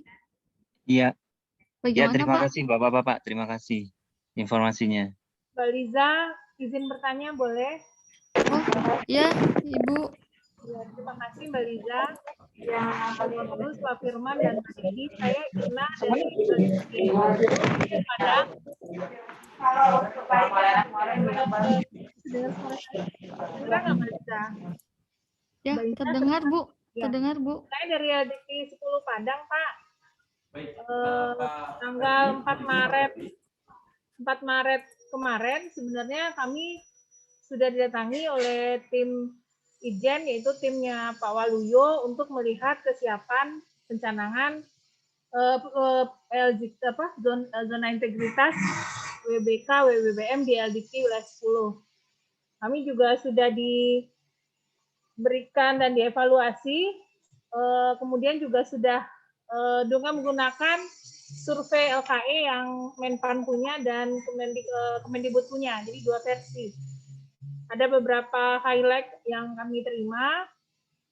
Kami kurang kuning ya Mbak, hasil penilaiannya adalah di pengawasan, karena di LDK wilayah 10 itu belum kami bentuk tim gratifikasi. Juga tidak adanya mekanisme bagaimana untuk faktor resiko dan juga untuk pengelolaan pengaduan. Jadi catatan kami di sana. Seharusnya sekitar tanggal 26 Maret itu kami ada Zoom pendampingan dengan tim Pak Waluyo. Ternyata sebelumnya kami diinfo oleh tim Medama Pak Waluyo bahwa setelah ini untuk pendampingan diserah terimakan kepada Inspektur 4. Pertanyaan kami, apakah untuk selanjutnya pendampingan ini tetap dilakukan secara pribadi, maksudnya antara LDK 10 dengan Inspektur 4 atau bergabung seperti ini? Karena untuk pertemuan berikut itu rencananya kan kita memperlihatkan bukti-bukti fisik yang telah kita lakukan. Nah, itu aja pertanyaan dari kami. Terima kasih Mbak Inza. Baik Bu, baik. Izin yang akan menjawab Pak Dedi atau Mas Firman? Mungkin Pak Maralus dulu kali ya Mbak Inza ya. Oh, baik. Pak Maralus izin Bapak. Oke, Bu Insa. Jadi memang di tingkat Inspektorat Jenderal sekarang sedang ada penataan. Pak Waluyo itu dari Inspektorat 1 memang yang membidangi Sekjen. Nah, kemudian Dikti itu LL Dikti ya, itu di bawah sekjen. Nah, kemudian kalau perguruan tinggi itu di bawah Inspektorat 3 karena membidangi PTN. Kalau politeknik itu lain lagi di Inspektorat 1 itu karena vokasi. Pak Waluyo itu Inspektorat 3 ya. Ya, nah gini, jadi memang di Inspektorat 4 itu membidangi dikti. Nah, ini sedang ditata kembali. Kemungkinan nanti menurut Bu Irjen akan disatukan supaya tidak mana 1, 2, 3 supaya tidak berbeda-beda. Nanti memang di Inspektorat 4 yang akan menangani dikti. Saya rasa itu Bu, mohon maaf kalau selama ini memang koordinasi masih belum tertata dengan baik, apalagi ini ada lagi Ristek kan masuk. Auditornya dari Ristek itu juga sekitar 70 orang akan masuk lagi. Nah, ini juga sedang ditata. Tapi ke depan kita akan lebih baik bergabung jadi satu seperti ini, nanti juga supaya memudahkan informasi maupun koordinasi. Saya rasa begitu, Bu. Terima kasih, Bu Insa. Ya, terima kasih Pak. Mungkin tambahan sedikit kali ya, Mbak Inza. Jadi memang mungkin waktu itu prosesnya sebelum ada pengumuman dari Biro Ortala kali ya, Pak Maralus ya. Memang waktu itu kita sendiri masih bingung siapa yang akan mengkoordinir untuk perguruan tinggi atau dan LDT. Jadi mungkin awalnya itu per satker di LDT, di Inspektorat sendiri ya Bu ya. Tapi kemarin sih dapat informasi bahwa dari Biro Ortala untuk LDT memang RB dan ZT itu ada dikoordinir oleh Ditjen Dikti bersama Inspektur Wilayah 4. Mungkin itu kali ya Pak Maralus ya. Betul, betul. Ya. Terima kasih Pak Dedi, Pak Moralus. Ya, sama-sama Bu. Izin bertanya Bu. Baik Ibu, mohon maaf sebelumnya tadi dari Unsika juga akan bertanya. Oh ya. Ya baik Pak, mungkin boleh bisa dulu, disampaikan Pak, boleh? Baik, terima kasih atas kesempatannya Bu Inza. Yang ingin saya tanyakan khususnya ini mengenai implementatif dari agen perubahan itu sendiri. Karena memang kalau kita berbicara Permenpan RB 27 tahun 2014 itu memang sudah banyak, misalnya menyuguhkan program-program bagi agen perubahan terkait pencegahan korupsi, implementasi nilai inti organisasi, teknik komunikasi, pelayanan publik dan yang lain-lain gitu. Kemudian ada juga peran sebagai katalis, penggerak, pemberi solusi, mediator, penghubung dan sebagainya. Nah, tapi memang dalam pedoman tersebut saya lihat dibatasi misalnya kegiatan-kegiatan yang bisa dilakukan oleh agen perubahan itu adalah pelatihan, benchmarking, workshop, seminar, FGD dan sebagainya begitu. Nah, saya pikir ini yang dapat menjadi penting bagi agen-agen perubahan di setiap unit adalah contoh-contoh implementatif begitu, Pak. Jadi kita mencari contoh-contoh implementatif yang misalnya sudah dilakukan di berbagai instansi yang ada, baik itu kementerian ataupun di perguruan tinggi lain. Sepertinya kita perlu memetakan semacam kategorisasi atau tipologi dari program-program perubahan yang ada begitu. Sehingga misalnya nanti kita bisa mengukur nih apakah suatu program yang direncanakan oleh seorang agen perubahan, misalnya ketika misalnya ada pelayanan ingin meningkatkan pelayanan publik misalnya, kemudian ada perbaikan SOP dilakukan oleh agen perubahan. Misalnya yang sebelumnya hanya pelayanan biasa misalnya tidak diatur secara rinci. Nah, si agen perubahan ini menginginkan misalnya setiap ada yang datang mengucapkan selamat pagi, selamat siang, kemudian menyebutkan nama, ada yang bisa kami bantu dan sebagainya, dipersilahkan duduk, kemudian memakai seragam yang lebih rapi dan sebagainya begitu. Nah, misalnya ada Nah, ini ada peningkatan SOP atau misalnya hasil evaluasi SOP yang ditingkatkan. Nah, apakah ini juga bisa dimasukkan ke dalam program agen perubahan begitu? Dan sepertinya sih memang kita memerlukan ratusan ya atau mungkin puluhan program-program perubahan yang saya pikir sudah ada di tempat-tempat lain, sehingga nanti misalnya kita kalau diunsikan sebagai PTN yang cukup baru ya dibandingkan dengan PTN-PTN senior lainnya, itu punya semacam referensi dan inspirasi yang bisa kita ambil gitu. Misalnya di ITS ada yang sukses, yang program sukses, dan saya pikir mungkin itu perlu kita lakukan, atau misalnya di Undip atau di ITB ada pembaharuan-pembaharuan yang memang bisa dilakukan dan ternyata implementatif, efektif. Nah, kita jadi bisa tahu begitu apa saja sih kampus besar sudah melakukan apa, sehingga kita pun bisa mengimplementasikan program yang sama begitu demi meningkatkan kinerja dari agen perubahan. Terima kasih.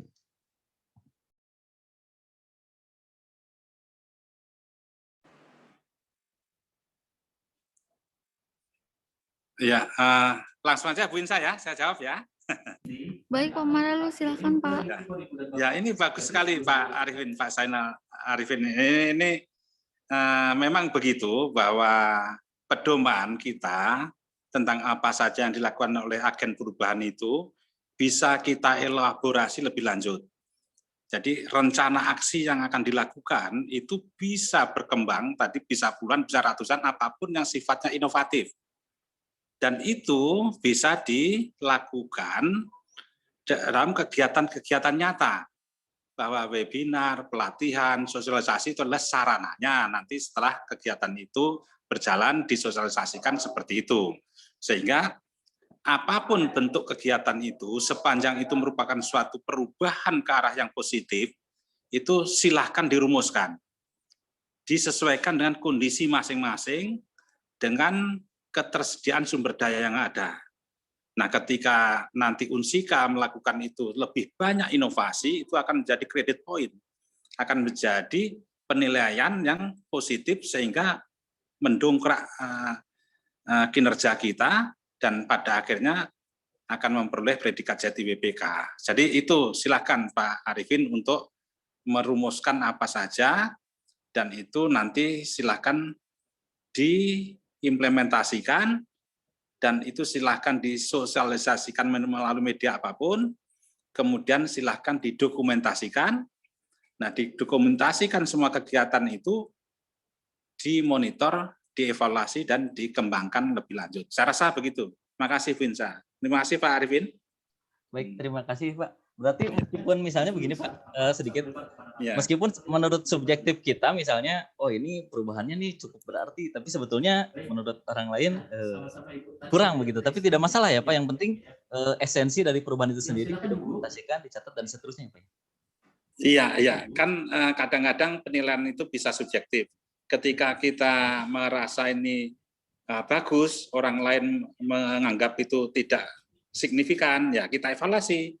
Apa masukan dari pihak luar tadi kita kaji kembali. Nah, ketika kita yakin bahwa ini sudah on the right track dan bagus, dampaknya juga sangat bisa dirasakan, maka silakan Pak Arifin untuk mengembangkan lebih lanjut. Jadi intinya bahwa masukan dari luar menilai itu belum bermakna, itu menjadi bagian dari evaluasi kita. Jadi silakan saja dikembangkan sesuai dengan karakteristik dari Unsika untuk bisa memberikan suatu pelayanan birokrasi yang lebih baik, silahkan dikembangkan. Begitu Pak Arifin, terima kasih. Ini bagus sekali, ini artinya sudah masuk pada substansinya menurut saya. Baik, terima kasih Bapak. Izin untuk ada pertanyaan, masih ada beberapa pertanyaan lagi Pak di kolom chat. Ini dari Unimed Pak. Di sini apakah tim RB sebaiknya terdiri atas unsur-unsur yang terdapat dalam 8 area perubahan dan pada tim ZI terdiri dari 6 unsur area perubahan? Mohon masukannya. Mungkin ya. Pak Maralus bisa menjelaskan Pak. Ya betul, itu udah betul. RB itu rumah besarnya 8 area perubahan, ZWBK hanya 6 area pengungkit itu. Udah betul Bu, ya. Baik Pak, berarti sebenarnya ini sudah terjawab ya Pak ya pertanyaannya ya Pak. Iya. Baik, tadi ada satu lagi ya Pak ya yang ingin bertanya dengan Ibu siapa tadi, maaf ya.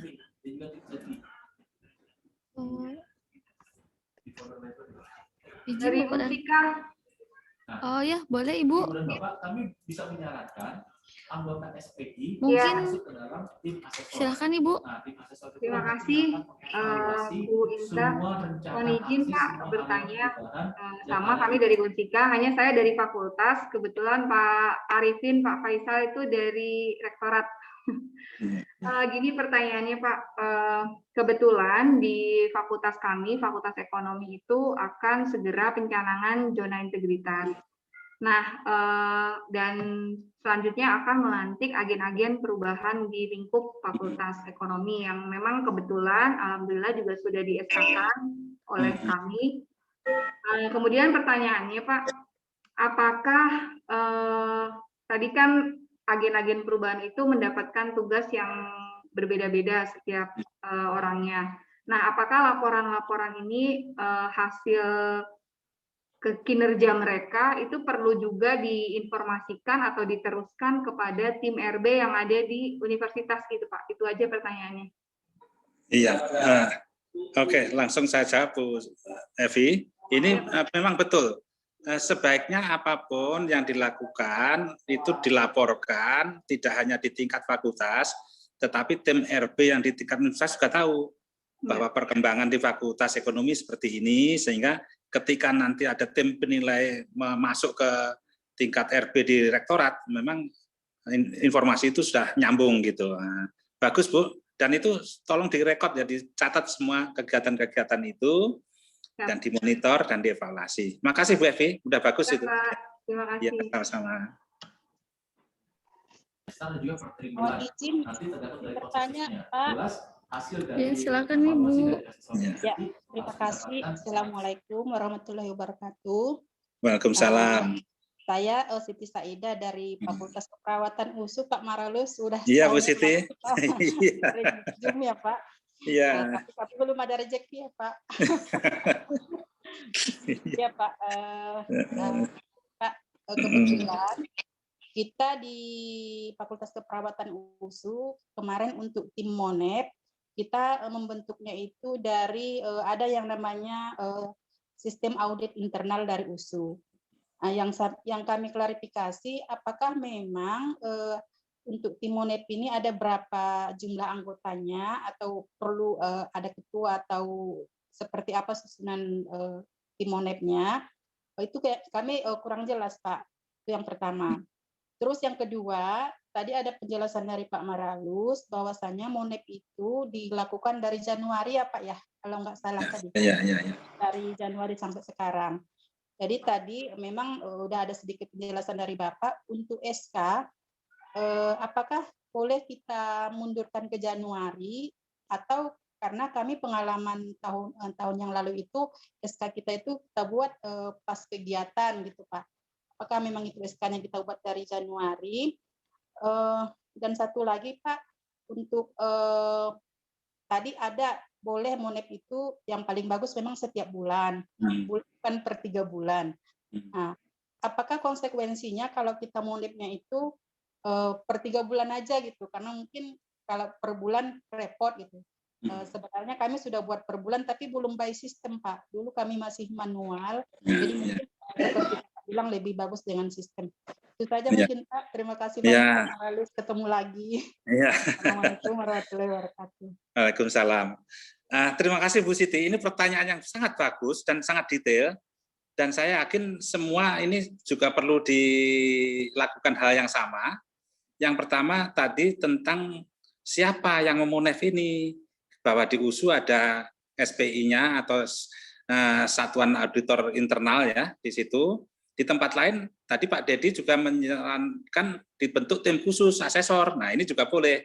Jadi SPI yang melakukan monef-nya itu bagus. Nah, berapa anggotanya? Ya, sesuai dengan ketersediaan SDM yang ada. Kalau SPI-nya semua sibuk, ya sedikit saja. Berapa jumlah yang ideal? Ya nanti tergantung dari beban tugas itu. Kalau memang sangat berat ya akan diperbanyak gitu. Jadi Bu Siti, berapapun jumlahnya silahkan ya untuk ditentukan. Nah kemudian SK-nya, apakah SK tim RB sampai ke ZIWBK di fakultas itu berlaku sejak Januari atau apa? Nanti tim mungkin dikti kan ini ya yang perlu dirumuskan sama-sama supaya seragam. Nah, ada nanti di Pak Ali atau Pak Wetno yang akan menentukan SK-nya itu berlaku mulai kapan. Karena penentuan 61 itu kan sudah di bulan, kalau nggak salah bulan Maret kemarin. Nah ini sebaiknya dimulai kapan, nanti dikti lah yang akan bisa menyampaikan informasi tentang SK-nya ini, atau Biro Ortala mungkin juga bisa dimintai pendapat, nanti seragam ke 61 PTN dan LL Dikti, 14 LL Dikti ini. Jadi nanti seperti itu. Nah, kemudian penilaiannya Bu Siti nanti sebaiknya memang per bulan, karena nilainya gini, kalau monefnya itu per bulan itu nilainya 100 Bu. Kalau itu per triwulan 75. Kemudian kalau per semester itu 50. Kalau per tahun itu cuma 25. Nah, tinggal Ibu pilih mau nilai 100 apa 75. Kalau menurut saya ya sebaiknya yang maksimal Bu, yang 100. Nah, formatnya seperti apa? Tadi juga banyak peserta sudah menyampaikan mohon diberikan template-nya. Jadi ada contoh format yang sederhana, monef bulanan. Nanti dari tim RB atau tim ZIWPK, Sekretariat Dirjen Dikti akan menyampaikan itu yang format yang bisa digunakan semua PTN atau LL Dikti yang lebih simpel gitu. Itu Bu Siti ya. Nah, mudah-mudahan sukses Bu tahun ini ya. Ya Pak, terima kasih Pak. Satu lagi Pak, kelupaan. Iya. Jadi agen perubahan itu apakah boleh dari panitia yang sudah kita tunjuk dari fakultas? Agen perubahan boleh saja, tetapi kalau menurut saya supaya melibatkan semua orang, masing-masing diberikan tanggung jawab yang berbeda-beda supaya semuanya peran serta peran aktif itu kelihatan gitu. Dan ini untuk semuanya, bahwa Bapak Ibu sekalian tolong semua bergerak bersama-sama dari pimpinan, jangan sampai pimpinannya menyerahkan saja atau kurang partisipasinya, karena nilainya ini sangat tinggi. Ketika semua pimpinan itu antusias, sangat konsen terhadap hal ini, itu nilainya langsung tinggi itu. Tapi kalau pimpinannya kelihatannya hanya mendelegasikan, nah ini kurang. Nah, nanti mohon pada pimpinan diberikan pemahaman ini supaya nilainya menjadi lebih baik. Itu Bu Siti ya, sebaiknya kan banyak lah di fakultas kita, banyak. Gitu, ya. Ya, terima kasih banyak Pak. Iya Bu. Ya. Baik, Bapak izin ada satu lagi, mungkin ini pertanyaan terakhir ya Pak ya yang ada di kolom chat. Di sini dari Universitas Samudra. Kami apakah bisa diberikan share link terkait panduan ataupun contoh terkait dokumen-dokumen yang harus dipersiapkan oleh area manajemen perubahan?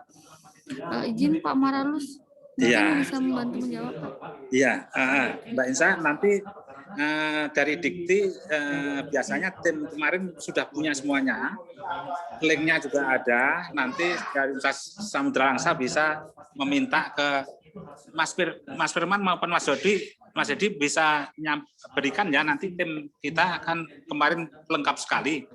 Itu saja yang diberikan.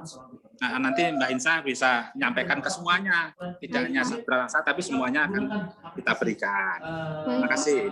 Baik Pak, izin Bapak dan Ibu, jadi nanti kami akan memberikan satu link library. Jadi di situ nanti ada materi-materi dan beberapa dokumen yang rekaman Zoom, materi-materi yang terkait zona integritas Pak. Jadi untuk semua area, bukan cuma manajemen perubahan aja, nanti semua bisa di-download di satu link tersebut gitu. Kemudian area nomor seperti itu mungkin. Kemudian Planner Group sudah menggunakan teknologi informasi. Ini nanti akan digunakan oleh baik Bapak dan Ibu, apakah ada lagi yang ingin menambahkan? Tugas Ibu Bapak di area tata pelaksana adalah memastikan Pak Dedi mungkin, Pak Dedi, Mas Firman, Mas Dodi. Bisa digunakan oleh dari saya cukup Mbak Inza. Baik Mas. Mungkin sedikit saja, memang seperti yang disampaikan Pak Maralus, itu kalau untuk di manajemen perubahan itu paling besar itu nilainya memang di role model dan agen perubahan ya. Nah ini memang diharapkan pimpinan itu terlibat dalam kegiatan-kegiatan. Jadi Bapak Ibu mohon kalau ada kegiatan-kegiatan untuk agen perubahan ataupun role modelnya itu kelihatan tuh ada peran sertanya pimpinan. Apakah bisa dibuktikannya dari mana? dari notula rapat, dari notula sosialisasi yang melibatkan pimpinan, ataupun foto-foto yang melibatkan pimpinan kita ketika melakukan memberikan pengarahan kepada agen-agen perubahan. Mungkin itu tambahan dari saya, Mbak Inza. Terima kasih. Baik, terima kasih Mas Firman. Baik Bapak dan Ibu, terima kasih. Untuk selanjutnya mungkin Bapak dan Ibu bisa kembali untuk ke main room utama. Jadi di pilihan Zoom-nya Ibu mungkin pilih live room. Jadi kita akan kembali ke ring utama untuk mendapatkan arahan sekaligus penutupan. Baik seperti itu. Terima kasih Bapak dan Ibu. Sampai bertemu kembali di acara bimbingan selanjutnya. Baik, terima kasih. Terima kasih, Mbak.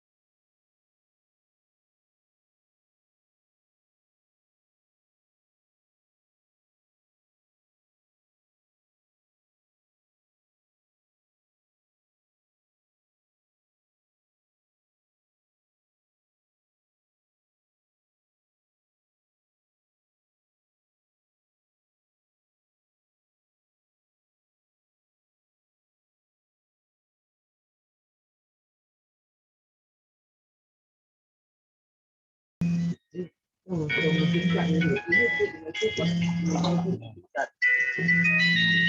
ini siapa pembok nih? Copy.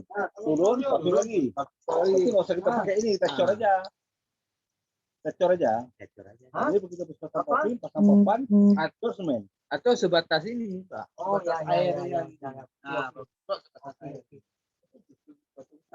Kalau dia pakai blok lebar titik air ini, kalau hujan menjelat dia kemari. Dia masuk Ya, saya ada masuk nih. Tapi kalau dia pakai blok di dalam karena air hujan kemari, dia hanya